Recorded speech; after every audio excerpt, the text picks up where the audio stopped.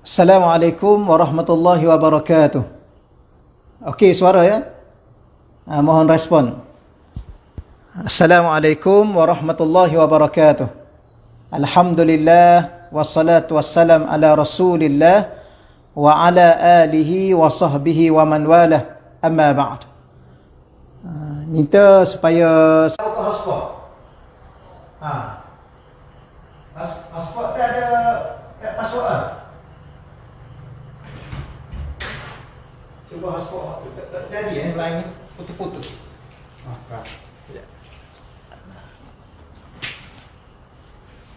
Sekejap.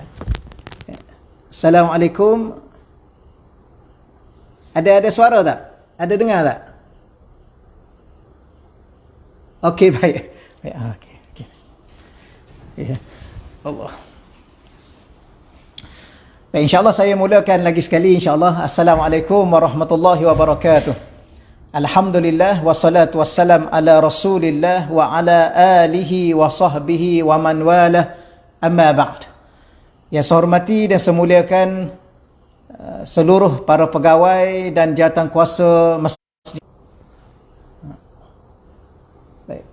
Yang saya muliakan dan saya hormati seluruh jawatankuasa Masjid Jami' Samadiyah Pelabuhan Kelang, tuan-tuan imam, tuan-tuan guru, para ahli ilmu dan seterusnya tuan-tuan, puan-puan, muslimin muslimat yang dirahmati Allah Subhanahu wa taala sekalian. Alhamdulillah, minta maaf banyak-banyak pada pihak masjid dan jawatankuasa masjid dan tuan-tuan yang dirahmati Allah sekalian kerana awal tadi tidak ada suara dan insya-Allah saya harap suara ni dah jelaslah insya-Allah ya. Baik, pada malam ni kita bersama-sama dengan pengajian online yang disiarkan oleh Masjid Jami' Samadiyah Pelabuhan Kelang. Alhamdulillah, terima kasih kepada pihak masjid dan terima kasih kepada tuan-tuan muslimin muslimat yang dirahmati Allah Subhanahu wa taala sekalian yang bersama dengan saya pada kuliah maghrib pada malam ini. Dan insya-Allah pada malam ni saya akan baca kitab yang masyhur yang telah sama-sama mungkin kita telah belajar di madrasah-madrasah ataupun di kuliah-kuliah di masjid-masjid di sekitar Selangor ini, iaitu kitab An-Nasaih Diniyah wal Wasaya Al-Imaniyah. Kitab yang bertajuk Nasihat-Nasihat Agama dan Wasiat-Wasiat Iman, yang dikarang oleh Al-Arif Billah Sayyidi Imam Habib Abdullah bin Haddad. Dan insya-Allah pada malam ni saya nak berkongsi dengan tuan-tuan muslimin muslimat yang dirahmati Allah Subhanahu wa taala sekalian di bawah satu tajuk yang mana tajuk ini diterjemahkan perihal perkara-perkara yang menyelamatkan. Ya, perihal perkara-perkara yang menyelamatkan. Tuan-tuan muslimin muslimat yang dirahmati Allah Subhanahu wa taala sekalian, dalam suasana kehidupan di akhir zaman, saya, tuan-tuan dan kita semua, khususnya kita umat akhir zaman, umat Nabi Muhammad sallallahu alaihi wasallam, yang mana selepas ini tidak akan ada lagi umat manusia dan tidak ada lagi nabi yang akan diutuskan, rasul yang akan diutuskan, sebagaimana i'tiqad ahli sunnah wal jamaah, i'tiqad kita bahawa Nabi Muhammad sallallahu alaihi wasallam adalah nabi yang terakhir. Bila mana Nabi Muhammad adalah nabi yang terakhir, maka beliau ataupun baginda sallallahu alaihi wasallam adalah rasul yang terakhir. Maka kita adalah umat yang terakhir. Maka kita berada sebagai umat akhir zaman, yang mana umat akhir zaman ini salah satu daripada perkara yang telah Allah janjikan kepada kita ialah Allah akan uji kita, menguji keimanan kita, menguji ketakwaan kita, menguji keislaman kita, bahkan menguji akidah tauhid kita. Maka kita berdepan dengan perkara-perkara yang akan membinasakan diri kita sama ada di dunia apatah lagi di akhirat. Dan insya-Allah pada malam ni saya ulang lagi sekali pada tuan-tuan muslimin muslimat yang dirahmati Allah sekalian, untuk diri saya sebagai suatu tazkirah untuk kita sama-sama mengambil ilmu, mengambil pengajaran, agar kita dengan segera mesti melakukan perkara-perkara dan beramal dengan amalan-amalan yang akan menyelamatkan kita daripada kehidupan dunia yang penuh dengan ujian ini, yang mungkin berapa ramai dah manusia yang tidak mampu berdepan dengan ujian. Akhirnya mereka rosak keimanan mereka, rosak akhlak mereka, rosak keislaman dan syariat mereka ya dalam dunia hari ini. Dan insya-Allah pada malam ni saya ulang lagi sekali kitab yang akan saya baca, yang mana tuan-tuan boleh rujuk dan boleh beli di kedai-kedai, kitab An-Nasaih Diniyah wal Wasaya Al-Imaniyah, iaitu nasihat-nasihat agama dan wasiat-wasiat iman yang mana dikarang oleh Al-Arif Billah, seorang aulia Allah, iaitu Sayyidi Al-Imam Abdullah bin Haddad rahimahullahu ta'ala. Dan insya-Allah saya akan baca pada tuan-tuan, saya ulang lagi sekali ya, supaya jelas perbahasan kita, iaitu perihal perkara-perkara yang menyelamatkan. Baik, ada pun perkara-perkara yang menyelamatkan yang harus dihiaskan dan disifatkan kepada hati manusia, ada banyak. Ya, di antara perkara ini merujuk kepada perhiasan hati, sifat hati. Ya, saya sebagaimana pernah menyebut kepada tuan-tuan, saya ada tulis satu buku, iaitu Hati yang Berzikir. Di antara ciri-ciri hati yang akan dibawa bertemu dengan Allah, sebagaimana Allah sebut dalam Al-Quran, yauma la yanfa'u malun wala banun illa man atallaha biqalbin salim. Kita akan berdepan dengan suatu hari yang mana hari itu Allah telah menyatakan dengan tegas, sebanyak mana harta kita tidak akan ada manfaat, seramai mana anak-anak kita yang akan membantu kita pun tak akan dapat membantu kita, illa man atallaha biqalbin salim, kecuali orang-orang yang pada hari itu, iaitu hari kiamat, yang datang bertemu dengan Allah membawa seketul hati yang suci dan bersih. Maka beliau mengatakan pada malam ini akan menyatakan kepada kita, membahaskan kepada kita perkara-perkara yang akan menyelamatkan kita. Yang mana perkara-perkara yang menyelamatkan kita ini adalah merupakan suatu yang akan menjadi perhiasan, yang menjadi sifat kepada hati seorang Muslim, hati seorang mukmin. Baik, di sini saya akan mencatatkan sebahagian dari pokok-pokok ataupun asas-asas yang terpenting sahaja. Dan saya, kata Imam Habib Abdullah Haddad, akan memperingatkan dengan pembicaraan yang singkat dan ringkas, insya-Allah. Tuan-tuan, ya, kita akan bahaskan secara singkat dan bahas. Walau bagaimanapun saya nak berpesan kepada tuan-tuan dan sahabat-sahabat sekalian, supaya kita berkongsi pada malam ni, kita share kuliah online daripada Masjid Jami' Samadiyah Pelabuhan Kelang pada malam ni. Tolong kita share kepada kawan-kawan kita yang lain dalam FB kita yang lain. Harap-harap sahabat-sahabat kita yang lain dapat membaca ataupun dapat mendengar dan menjadikan rumah-rumah mereka dan rumah-rumah kita adalah taman-taman syurga online. Inilah salah satu daripada kelebihan, mungkinlah salah satu daripada kelebihan kita menjadi umat kepada Nabi Muhammad SAW, umat akhir zaman, umat yang akan dianugerahkan oleh Allah dari segi sistem teknologi, yang mana sistem teknologi ini yang akan memberi suatu pahala yang tanpa sempadan kepada kita seandainya kita mampu menggunakan teknologi ini mengikut peraturan dan syariat Allah. Contoh pada malam ni lah, walau bagaimanapun kita diuji oleh Allah Subhanahu Wa Taala, kita tidak dapat hadir ke rumah Allah, kita tidak dapat berkuliah seperti biasa, seumpama kita berdepan dengan guru-guru kita dan kita berjemaah. Walau bagaimanapun Allah Subhanahu Wa Taala memberikan kepada kita di akhir zaman ini dengan ilmu yang dinamakan ilmu teknologi, dengan itu kita dapat juga melaksanakan kuliah-kuliah online dan kita dapat share seramai mungkin. Ya, kadang-kadang kita di masjid itu hanya kadang-kadang seramai 100 orang, 200 orang. Tetapi bila mana kita share dan dapat sama-sama kawan-kawan kita yang lain dengan ahli keluarga mereka di rumah masing-masing, kadang-kadang kita tengok view tu dekat 1000 orang. Kadang-kadang view itu dapat 2000 orang, 3000 orang. Ya, dan lebih lagi lah mengikut personality seorang penceramah itu. InsyaAllah, itu yang pertama sekali yang kita sebut. Baik, kita masuk perihal perkara yang menyelamatkan. Yang pertama yang ditulis dalam kitab An-Nasaih Diniyah ialah taubat. Ya, taubat. Saya pun tak nak baca secara panjang lebar, saya nak senaraikan setakat mana apa yang ada pada ini mengikut apa yang dibahas dalam buku ini, supaya kita dapat bersama beramal dengan segera mungkin, insya-Allah. Yang pertama ialah taubat. Dan saya ulang sedikit, apa makna taubat? Taubat itu dalam bahasa Arab, daripada perkataan taba yatubu taubatan, iaitu raja'a yarji'u ruju'an. Apa makna ruju'? Ruju' ialah kembali kepada Allah. Ar-ruju' ila Allah. Kita kembali balik kepada Allah. Kerana bila mana bertaubat itu hasil daripada dosa-dosa manusia. Kenapa kena bertaubat? Sebab berdosa. Kenapa kena bertaubat? Kerana melakukan maksiat kepada Allah. Kenapa kena bertaubat? Kerana engkar Allah. Atau dengan kata lain, kenapa kita bertaubat? Kerana kita sudah melanggar segala perintah Allah dan kita sedang menjauhi Allah. Akhirnya menjauhi rahmat Allah. Akhirnya menjauhi hidayah daripada Allah. Maka kita kena bertaubat, iaitu ar-ruju' ila Allah, kembali balik kepada keampunan Allah, kembali balik kepada hidayah Allah, kembali balik kepada rahmat Allah dan keredaan Allah Subhanahu Wa Taala. Itu taubat. Baik. Al-Imam Habib Abdullah Haddad menyebutnya di sini, pokok perkara yang menyelamatkan diri ialah bertaubat kepada Allah dari segala dosa.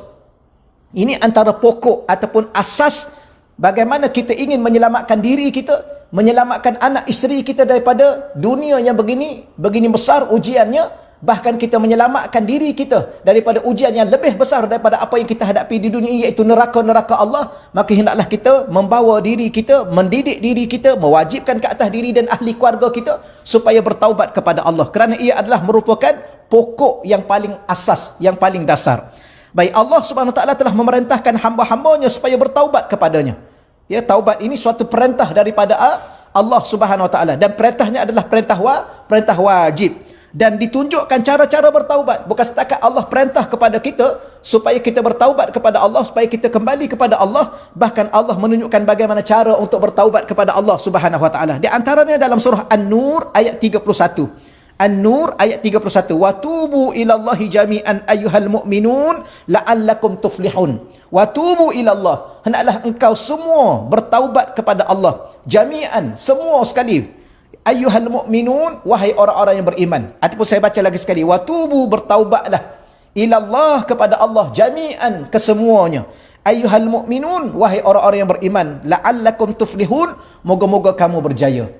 Di sinilah ayat akhir tadi. La'alla dalam bahasa Arab, dalam terjemah bahasa Melayu kita ialah semoga ataupun harap-harap. Ya. Tetapi dalam kaedah pengajian bahasa Al-Quran, seandainya kita benar-benar bertaubat pada Allah, la'allakum tuflihun, pasti kamu akan berjaya. Ya, sebagaimana kita baca dalam bulan Ramadan, ya ayyuhalladzina amanu kutiba alaikumusiyam kama kutiba alal ladzina min qablikum la'allakum, la'alla. Perkataan la'alla, sebagaimana setengah ulama tafsir mengatakan, terjemah literalnya ialah harap-harap, moga-moga. Tetapi kalau kita laksanakan apa yang diperintahkan oleh Allah Subhanahu Wa Taala kepada kita, insya-Allah kita akan benar-benar berjaya. Di sini watubu ilallah, bertaubatlah kamu kepada Allah jami'an, semuanya. Ayyuhal mu'minun, wahai orang-orang yang beriman. Ya, beriman kepada Allah, beriman kepada akhirat, beriman kepada syurga, beriman kepada neraka, beriman kepada yaumul hisab, beriman kepada hari kiamat. Maka bertaubatlah kita kepada Allah, la'allakum tuflihun, moga-moga pasti kamu akan berjaya. Baik, firman Allah yang kedua, ya ayyuhalladzina amanu, yang tadi perintah Allah. Yang kedua, Allah bagi cara. Allah minta kita bertaubat. Kemudian bagaimana cara untuk bertaubat? Maka Allah menyebutnya dalam surah At-Tahrim ayat 8. Ya ayyuhalladzina amanu tubu ilallahi taubatan nasuha. Ya ayyuhalladzina amanu, wahai orang-orang yang beriman, tubu ilallah, bertaubatlah kamu kepada Allah. Taubatan nasuha, taubat yang bersungguh-sungguh. Dalam kitab Riyadhus Salihin Al-Imam Nawawi rahimahullahu ta'ala, ya, beliau mensyarahkan bagaimana, apa makna taubatan nasuha, iaitu suatu taubat. Contoh ibaratnya begini, kita perah susu kambing, ya, kambing yang ada susu tu, uncang susu tu kita perah, dan kita tanya soalan, boleh tak kita nak masukkan balik susu tu ke dalam uncang susu kambing itu? Maka jawabnya tidak boleh. Itulah perkataan nasuha, iaitu suatu perkara yang kita lakukan dosa kepada Allah dan kita tidak akan kembali lagi selama-lamanya, sebagaimana susu yang diperah daripada uncang susu kambing tu, bila mana dah keluar masuk ke dalam gelas atau masuk ke dalam bekas, kita tak boleh kembali balik susu itu ke dalam uncang susu kambing itu. Itulah ibarat nasuha, yang mana kita tidak akan kembali lagi. Kemudian Allah memberi suatu galakan, suatu semangat kepada tuan-tuan dan kepada saya. Innallaha yuhibbut tawabin wa yuhibbul mutatahhirin. Sesungguhnya Allah mencintai orang-orang yang bertaubat, dan Allah juga mencintai orang-orang yang membersihkan dirinya. Al-mutatahhirin, orang yang mensucikan dirinya. Inilah tuan-tuan yang dirahmati Allah Subhanahu Wa Taala sekalian, perkara pertama. Kemudian saya nak baca satu hadis baginda Rasulullah sallallahu alaihi wasallam. Rasulullah menyebut at-taibu minadz-dzambi kamal la zambalah. Orang-orang yang bertaubat, at-taib, orang-orang yang bertaubat, minadz-dzambi, daripada dosa, kamal la zambalahu, sama seperti orang yang tiada mempunyai dosa lagi. Ya, tuan-tuan yang dirahmati Allah sekalian, saya dah pernah belajar dulu dan saya masih ingat lagi, dan pernah banyak kali juga saya ulang, iaitu almarhum Tuan Guru Ni Aziz ni pernah menyebut bahawa benda yang paling bahaya dalam hidup kita, dunia dan akhirat kita, ialah dosa. Pistol bahaya, dia boleh menembak manusia maka mati. Pisau bahaya, boleh tikam manusia, maka boleh mati. Racun juga bahaya, ya, bagi minum kat manusia, dia boleh mati. Tapi dosa lagi bahaya. Ya, kerana pisau itu kalau orang tikam kita, kita pertahankan diri kita, boleh jadi kita mati syahid, ataupun kita pertahankan, kita sabar dalam kesakitan kerana ditikam oleh manusia itu, maka kita meninggal dunia, maka kita akan dibawa ke syurga Allah, diampunkan dosa-dosa kita. Tapi sesiapa yang mati dalam dosa, maka tak ada ruang bagi dia untuk berada di syurga, bahkan dia akan dibawa ke neraka, wal iyazubillah. Itu perkara pertama. Boleh insya-Allah tuan-tuan sekalian, ya. Saya baca satu lagi hadis sebelum kita masuk perkara kedua yang boleh menyelamatkan kita di dunia dan boleh menyelamatkan kita di akhirat, insya-Allah. Baik, Nabi dalam satu sabda menyebut, ya ayuhan nas, wahai sekalian manusia, tubu ila rabbikum qabla an tamutu. Bertaubatlah kamu kepada Tuhan yang mencipta kamu qabla an tamutu, sebelum kamu mati. Ya, sebelum Allah masih, sebab itulah Allah masih lagi memberi nyawa kepada kita, memberi kehidupan kepada kita. Maka apatah lagi dalam situasi keadaan sekarang ini, tuan-tuan yang dirahmati Allah Subhanahu Wa Taala sekalian, keadaan sekarang ini, ya, kita mendengar hampir setiap hari. Hari ini ada berapa kematian hari ini? 4 orang ke? Ya, hampir setiap hari ada yang meninggal dunia. Hampir setiap hari ada yang meninggal dunia. Yang meninggal dunia itu, tuan-tuan sekalian, ya, salah satunya diuji dengan apa yang kita sedang lalui sekarang ni. Saya sendiri, tuan-tuan sendiri pun tidak tahu apakah kita akan selamat ataupun kita juga akan terkena sama. Wal iyazubillah. Kita minta lindung daripada Allah Subhanahu Wa Taala. Tetapi salah satu perkara yang kalau kita lakukan perkara itu, pasti dia akan menyelamatkan kita.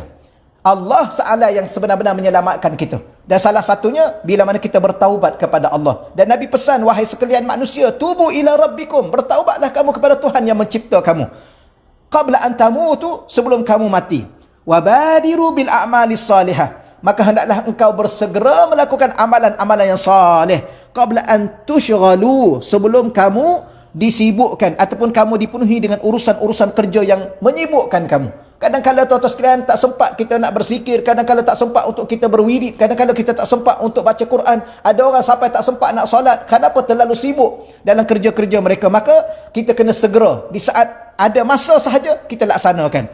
Maka Nabi menyebut, wasilu alladhi bainakum wa baina rabbikum bikasrati zikrikum lahu, wujudkanlah ataupun wujudkanlah satu pertalian, hubungkanlah, ya, satu pertalian antara kamu dengan Tuhan kamu. Bikasrati zikrikum lahu, dengan memperbanyakkan mengingati ataupun berzikir kepadanya. Ini di antara hadis-hadis yang saya baca secara ringkas kepada tuan-tuan. Imam Habib Allah Haddad, iaitu al-istighfar. Ya, al-istighfar. Di antara yang dituntut dan terpenting ialah memperbanyakkan istighfar. Kata Imam Habib Allah Haddad, Allah Subhanahu Wa Taala telah memerintahkan kita supaya beristighfar dan menggalakkan kita untuk selalu beristighfar. Antaranya Allah sebut dalam suratul Baqarah, wastaghfirullah innallaha ghafurur rahim, surah Baqarah 199. Wastaghfirullah, dan mohonlah keampunan kepada Allah. Innallah, sesungguhnya Allah, ghafurur rahim, Tuhan yang Maha Pengampun lagi Maha Penyayang. Baik, itu perintah supaya kita beristighfar. Macam mana pula kita hendak beristighfar? Wastaghfir li zambik. Pertama, hendaklah engkau pohon keampunan, istighfar di atas dosa-dosamu. Walil mu'minin, dan engkau juga kena memohon keampunan kepada orang-orang mukmin lelaki. Wal mu'minat, kepada orang-orang mukmin perempuan. Sebab itulah di antara doa-doa kita, Allah maghfir lana zunubana wali walidina wali jami'il muslimina wal muslimat wal mu'minina wal mu'minat. Rupa-rupanya kenapa ulama-ulama kita mengajar kita supaya kita berdoa pada diri kita, memohon keampunan kepada diri kita, memohon keampunan kepada ibu bapa kita dan juga orang mukmin lelaki dan perempuan yang masih hidup yang telah meninggal dunia, kerana perintah Allah dalam surah Muhammad ayat 19.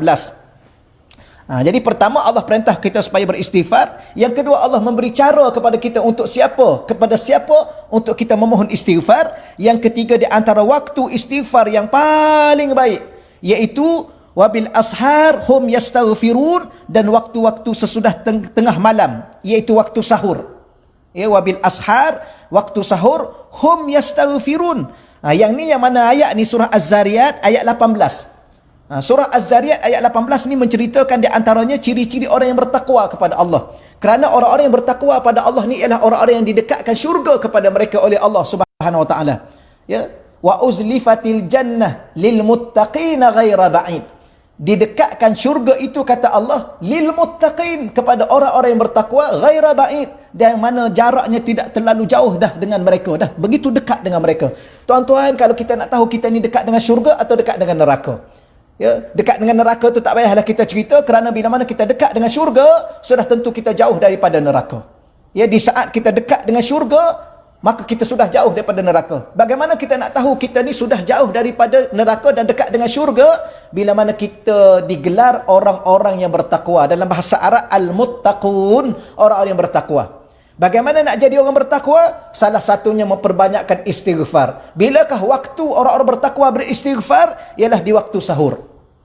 Okey, baik, saya nak baca satu hadis baginda Rasulullah sallallahu alaihi wasallam.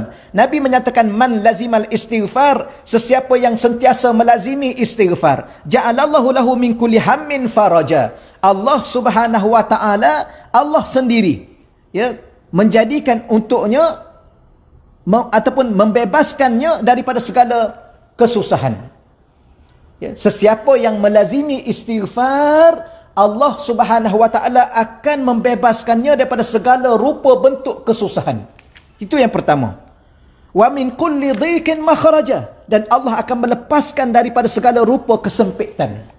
Allah, tuan-tuan, sekarang ni saya dengan tuan-tuan dan siapa sahaja, oleh kerana kita masih lagi berdepan dengan COVID-19 yang entah bila kesudahannya nanti, ya, kita pun sendiri tak tahu, maka salah satunya ialah kita mesti kita memperbanyakkan istighfar. Kenapa? Kerana Nabi memberi suatu jaminan kepada kita, siapa yang menjadikan istighfar itu sebagai suatu amalan dia, melazimi, amalan yang lazim, amalan yang tetap. Biasanya ulama-ulama suruh kita baca 100 kali pagi dan 100 kali petang.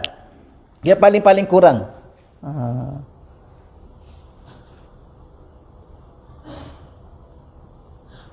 Okey, bersama dengan saya, bukan apa, kurang nampak sikit. Alhamdulillah, terima kasih bersama dengan kita Al-Fadhil Ustaz Sukiman. Ahlan wa sahlan Ustaz. Yang mana Ustaz mengatakan sebarkan kebaikan, insya-Allah kebaikan jua diperolehi. Ya, alhamdulillah, benar Ustaz. Ya, sebagaimana kita sebarkan kebaikan, Nabi dalam satu sabda mengatakan, ad-dal 'alal khair kafa'ilih. Ad-dar 'alal khair, sesiapa yang menunjukkan kepada kebaikan, kafa'ilih, seumpama orang yang melakukannya. Ya, kita tunjuk pada kawan kita satu kebaikan, dia melakukan kebaikan itu, kita hanya tunjuknya sahaja, kita akan mendapat pahala, ya, sama sebagaimana dia mendapat pahala melakukan amalan itu, maka kita juga mendapat pahala. Tetapi pahala orang itu yang melakukannya tidak kurang sedikit pun, kerana itu pahala untuk dia, pahala untuk kita juga diberikan oleh Allah Subhanahu wa taala. Apatah lagi kita sebarkan pengajian-pengajian seumpama ini yang akan berkongsi, ya, dalam kehidupan kita, agar kita selamat, ahli keluarga kita selamat, ahli keluarga sahabat-sahabat kita dan jiran-jiran kita juga selamat. Baik, saya ulang lagi sekali yang tadi, ya. Iaitu bila mana Nabi mengatakan sesiapa yang tetap melazimi istighfar, maka Allah Subhanahu wa taala akan membebaskannya daripada segala kesusahan. Allah akan melepaskannya daripada segala rupa kesempitan. Kemudian yang terakhir, wa razaqahu min haitsu la yahtasib. Allah Ta'ala akan rezekikan kepadanya daripada jalan-jalan rezeki yang tak terkira banyaknya, yang dia tidak sangka. Ya, maka Nabi dalam satu sabda mengatakan lagi, tuba liman wajada fi sahifatihi istighfaran kasira. Tuba, beruntunglah, ya, berjayalah, beruntunglah, liman, bagi orang yang wajada fi sahifatihi, yang mana dia mendapati dia dalam buku catatan amalannya di akhirat nanti, istighfaran kasira, istighfar yang banyak, ataupun banyak beristighfar kepada Allah Subhanahu wa taala. Ini perkara yang kedua, tuan-tuan yang dirahmati Allah Subhanahu wa taala sekalian. Baik, kita pindah kepada perkara yang ketiga, iaitu perkara-perkara yang mana Imam Habib Allah Haddad membahaskan kepada kita, yang akan menyelamatkan anak isteri kita, diri kita dan ahli keluarga kita, diselamatkan di dunia dan diselamatkan di akhirat. Baik, perkara ketiga ialah harap dan takut. Ar-raja ataupun al-khauf war-raja. Al-khawf war-raja. Baik, di antara perkara-perkara yang menyelamatkan pula ialah berharap sepenuhnya kepada Allah Subhanahu wa taala, serta gentar dan takut kepada Allah Subhanahu wa taala. Tuan-tuan, dalam situasi yang ada hari ini, subhanallah, hanya Allah yang tahu situasi dan keadaan yang sebenar, dan hanya Allah yang akan takdirkan siapa yang akan meninggal dengan apa yang sedang diuji ini. Kerana ajal maut itu di tangan Allah. Ya, alhamdulillah, setakat ni saya dengan tuan-tuan, ahli keluarga saya, ahli keluarga tuan-tuan, buat masa apa yang ada ni. Alhamdulillah buat masa apa yang ada. Dan kita ucapkan takziah kepada ahli-ahli keluarga di kalangan kenalan-kenalan kita, sahabat-sahabat kita, masyarakat kita sekarang ni yang mereka sedang diuji secara langsung. Ya, ada sekarang ni diuji dengan kuarantin 14 hari. Ada yang sekarang ni bukan setakat diuji, mereka berada di hospital. Bahkan bukan setakat mereka dah ada di hospital, mereka berada dalam bilik ICU. Bahkan ada di kalangan mereka telah meninggal dunia. Bahkan ada di kalangan ahli keluarga kita, dahlah ahli keluarga sedang meninggal dunia, tak mampu untuk kita dekat dengan mereka, untuk kita bantu, untuk mengkafankan dan menyembahyangkan mereka. Dan bahkan bukan setakat itu sahaja, kita juga di kuarantin, tidak boleh bergerak ke mana, wal-iyazubillah.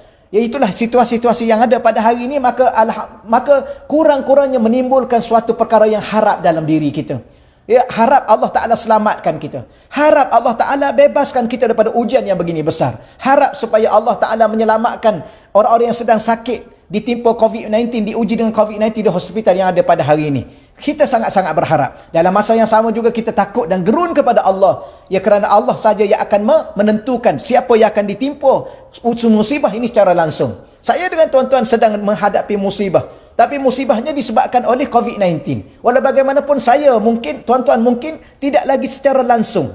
Kita secara tidak langsung dengan suasana yang ada, kita secara tidak langsung, pihak-pihak masjid, pihak pegawai masjid secara tak langsung diuji seumpama ini. Tapi ada orang secara langsung dah. Memang pada diri mereka ada kuman tersebut. Ada virus tersebut. Bahkan virus itu telah menyebabkan mereka berada di bilik ICU secara langsung dah. Ya, maka ketika itu kita perlu sangat-sangat ada dalam hati kita berharap kepada Allah. Dalam masa yang sama kita kena berasa gerun dan takut kepada Allah Subhanahu wa taala. Jadi saya baca di sini tuan-tuan, di antara perkara-perkara yang menyelamatkan pula ialah berharap sepenuhnya kepada Allah serta gentar dan takut kepada Allah. Harap dan takut itu ada sebagai suatu tingkatan yang mulia daripada Allah Subhanahu wa taala, kerana keduanya menjadi sifat para nabi dan para rasul serta para pengikutnya dan orang-orang yang soleh daripada kaum mukminin. Rupanya di dalam jiwa nabi, di dalam jiwa para rasul berhimpun dua sifat ini. Ya, inilah sifat yang mulia, iaitu sifat yang terdapat pada nabi-nabi dan rasul-rasul.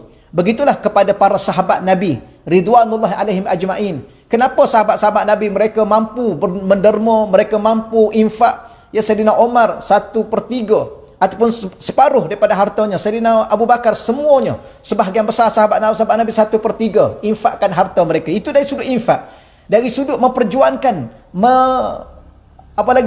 menghabiskan seluruh masa mereka, waktu mereka, umur mereka untuk perjuangan di jalan Allah, membantu Rasulullah SAW. Bahkan mereka memberi seluruh jiwa mereka, termasuklah nyawa mereka, untuk Allah dan Rasul. Kenapa? Kerana dalam diri mereka berasa harap kepada keampunan Allah, harap kepada rahmat Allah, harap kepada redha Allah. Bahkan dalam diri mereka takut mereka diazab oleh Allah Subhanahu wa taala. Inilah di antara situasi yang ada. Tuan-tuan, apa yang kita bincang pada malam ni taubat, yang keduanya istighfar, yang ketiga harap dan takut. Harap dan takut ni dia macam sepasang sayap. Ya, kata ulama, harap dan takut sepasang sayap. Saya masih ingat lagi masa saya belajar bab berkaitan harap dan takut dengan Syekh saya, Syekh Yusuf Muhyiddin Al-Bakhur Al-Hasani hafizahullah ta'ala. Beliau mengatakan dia ada sepasang sayap, yang mana kita guna sepasang sayap ini untuk terbang menuju Allah, terbang menekatkan diri pada Allah. Cuma beliau berpesan, kalau kita orang muda, yang orang muda ni umurnya 40 ke bawah, orang muda umurnya 40 ke bawah, itu majoriti ulama, maka mesti banyakkan takut. Ya, kerana apa? Kerana orang muda ni tenaganya masih kuat, mereka masih merasakan bahawa umurnya masih panjang. Ya, bahkan apatah lagi orang-orang sekarang ni, kita lihat orang muda yang kaya raya, muda lagi, jutawan, muda lagi, subhanallah, hartanya banyak. Maka orang muda yang masa umpama ini, jiwanya, dirinya sehat, hartanya banyak, nama pula dia masyhur, maka dia terdedah banyak kepada kemaksiatan kepada Allah, keingkaran kepada Allah. Maka pada waktu itu orang muda kena perbanyakkan takut kepada Allah. Ada pun orang yang 60 ke atas, maka dia kena memperbanyakkan harap kepada Allah. Ya, harap kepada Allah. Kerana orang yang lama ni tenaganya dah tak cukup banyak, ya, hartanya mungkin dah berkurangan, bahkan dia niat lagi untuk harta ini untuk tinggalkan kepada anak-anak, maka pada waktu itu dia kena banyak berharap kepada Allah Subhanahu wa taala. Baik, saya nak baca di sini firman Allah Subhanahu wa taala dalam surah Al-Isra ayat 57. Ya, suratul Isra ayat 57. A'udzubillahi minasyaitonirrajim. Ulaika alladzina yad'una yabtaghuna ila rabbihimul wasilah ayyuhum aqrab.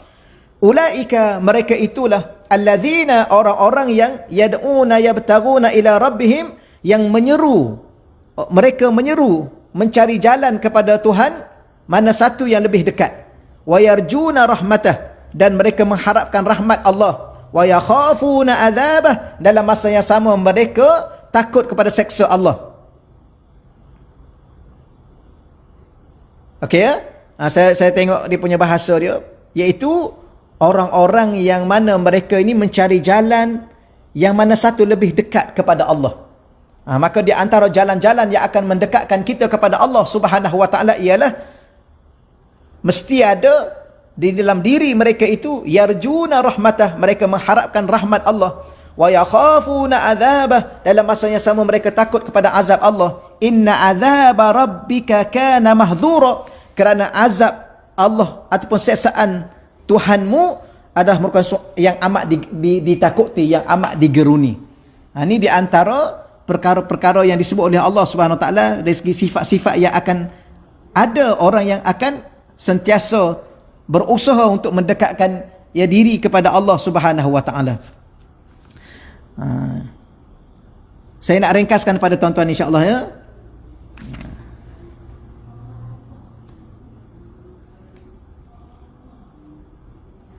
Baik, dalam satu sabda baginda Rasulullah sallallahu alaihi wasallam, saya sebut di sini bukan apa saya nak ringkas-ringkaskan pada tuan-tuan, sebab kalau nak dibahaskan ianya agak banyak.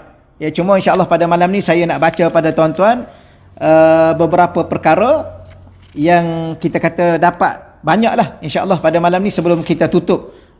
Insya-Allah kita sekarang pada jam berapa insya-Allah ya? 8:30 kita berhentilah.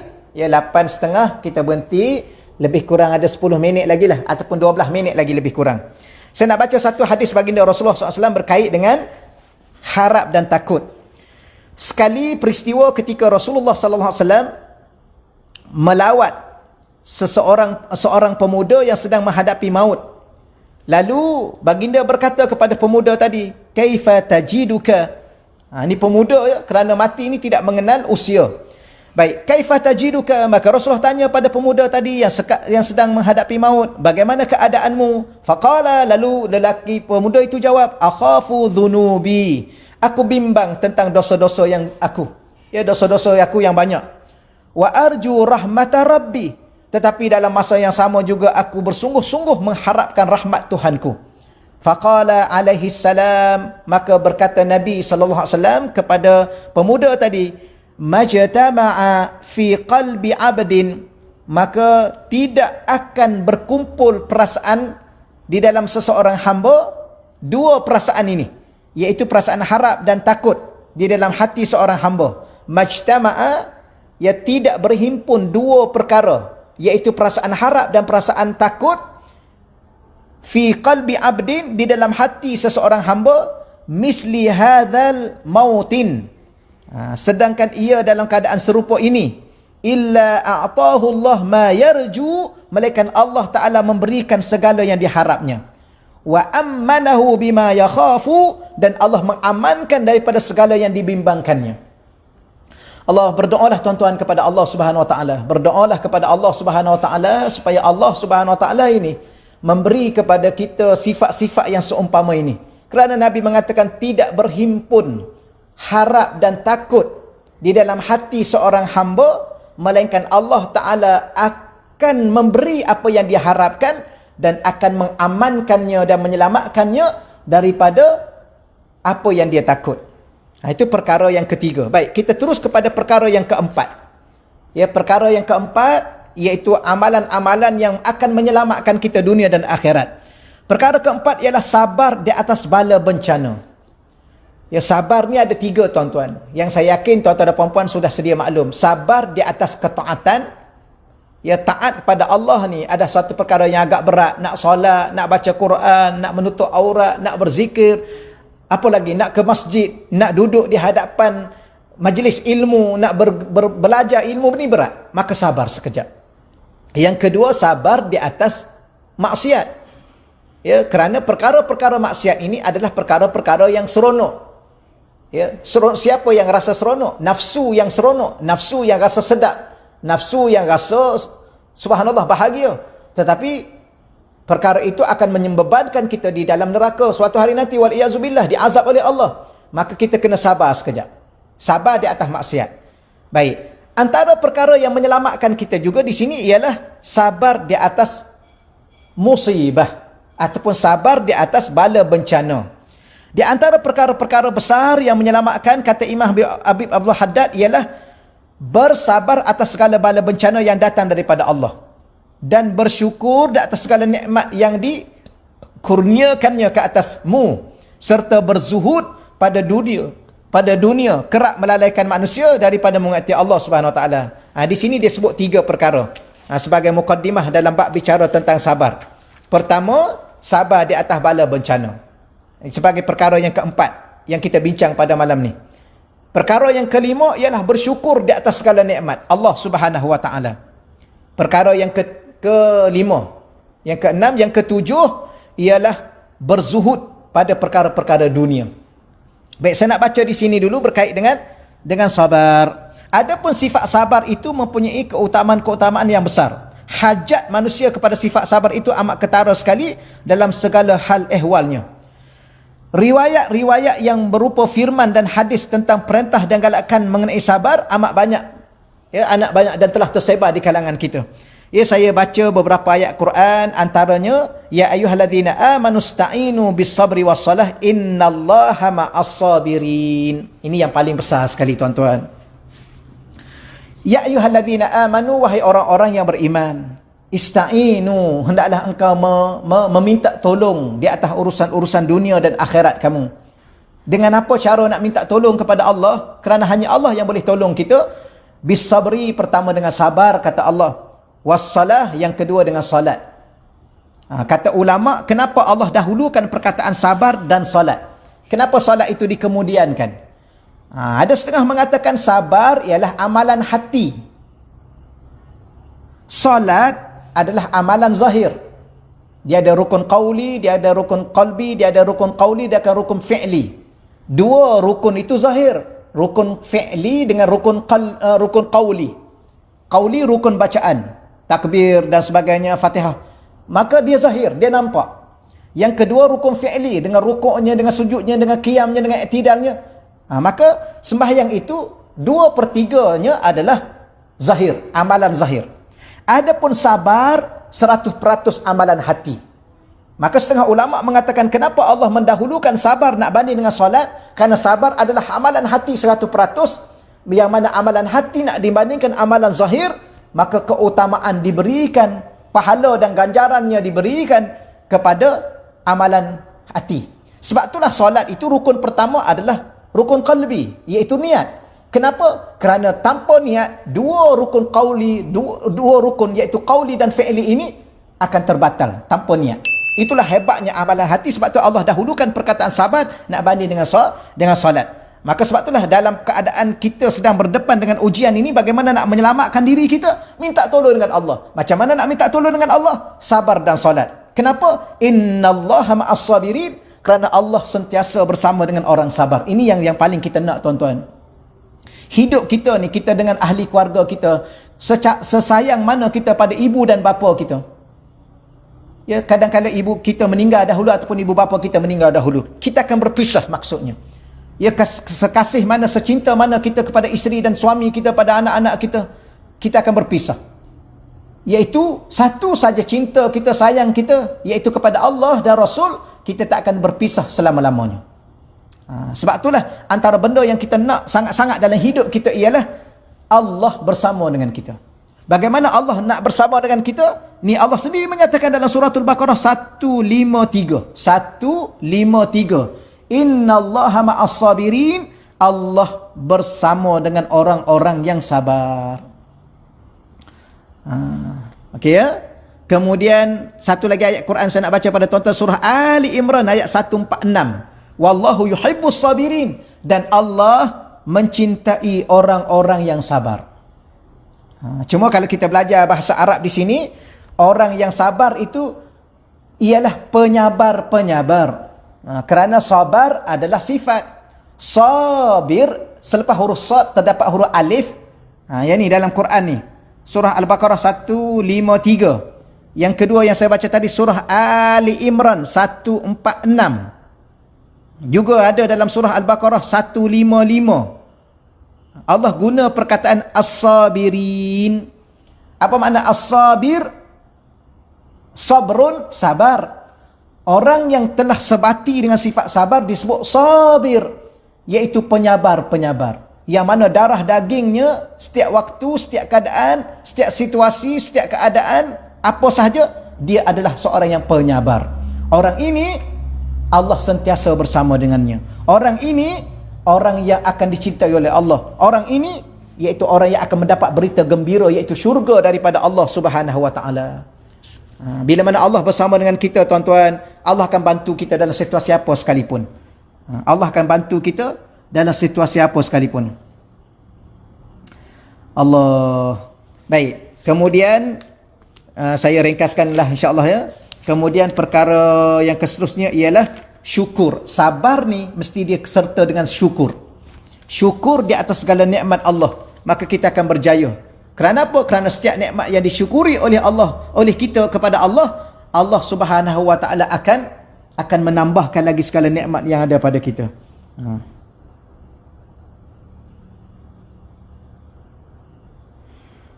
Allah wasanajzis syakirin, dan kami akan membalas orang-orang yang bersyukur. Ni banyak ayat-ayat Quran. Akhir sekali untuk malam ni, tuan-tuan yang dirahmati Allah sekalian ya, iaitu perkara yang terakhir sekali ialah kita berapa? Taubat, perkara pertama. Yang kedua istighfar. Perkara yang ketiga. Yang keempat, yang ketiga harap dan takut. Yang keempat sabar. Yang kelima syukur. Yang keenam zuhud di dunia. Zuhud di dunia. Adapun berzuhud di dunia itu merupakan semulia-mulia perkara yang boleh menyelamatkan anda dan mendekatkan dirimu ke hadirat Allah Subhanahu wa taala sendiri. Ya, ke hadirat Allah. Allah Subhanahu wa taala sendiri telah berfirman sebagai menggalakkan para hamba-Nya supaya berzuhud di dunia dengan firman-Nya dalam surah Al-Kahfi ayat 7 hingga 8. Allahumma salli ala sayyidina Muhammad. Tuan-tuan sekalian ya, kita faham zuhud ini tinggalkan dunia. Sebenarnya tidak. Ya, zuhud ini ialah kita mengambil dunia sekadar keperluan untuk kehidupan dunia dan akhirat kita. Maka sesiapa yang zuhud di dunia, mengambil keperluan untuk dunia dan akhiratnya. Apa makna mengambil keperluan sekadar dunia dan akhirat? Tuan-tuan ambil dunia sebanyak mungkin, tak ada masalah. Tapi dunia ini ada dibahagikan untuk dunia dan dibahagikan untuk akhirat. Apa makna untuk akhirat? Untuk derma, untuk membantu orang miskin, untuk membantu anak yatim. Maka sekarang ni tuan-tuan sekalian, dalam situasi yang ada pada hari ini, ramai di kalangan orang-orang yang kita kata berdepan dengan kesempitan dari segi ekonomi, keuangan dan makan minum dan sebagainya. Tetapi ada setengah di kalangan kita ni tuan-tuan sekalian ya. Ya, ada orang rumah saya cerita. Ya, dalam situasi ada apa yang ada hari ni. Ada juga orang yang duk beli barang kemas. Kerana ada waktu-waktunya emas jatuh, turun harga. Ya, kita sekarang ni ada setengah di kalangan, termasuk kita, termasuk siapa sahaja hari ni, kadang-kadang nak beli beras pun tak cukup. Nak beli ikan pun tak cukup. Ya, nak beli lauk pun tuan-tuan sekalian berkira. Ni sekarang ni duk bajet-bajet ni. Tapi ada orang ni bukan setakat mereka masih bermewah dengan makan minum mereka, tetapi mereka duk beli barang kemas. Masih lagi duk beli barang kemas, duk kumpul barang kemas. Apa maksudnya? Maksudnya ada di luar sana orang yang tak sedikit pun terjejas dengan apa yang ada. Maka salah tak salah mereka mengumpul harta banyak? Tidak salah, tak ada masalah. Ya, tetapi mereka kena ingat bahawa yang mereka kumpulkan itu, mereka kena ada sifat zuhud. Bagaimana sifat zuhud itu? Iaitu mereka bahagikan satu untuk keperluan dunia mereka, satu untuk keperluan akhirat mereka. Bagaimana keperluan akhirat mereka? Keperluan akhirat mereka ialah mereka bahagikan sebahagian daripada rezeki-rezeki yang melimpah yang Allah bagi, duit-duit yang melimpah yang Allah bagi kepada mereka untuk orang-orang yang berhajat dalam situasi masa yang ada hari ini. Terutamanya pula ada di tempat-tempat tertentu banjir.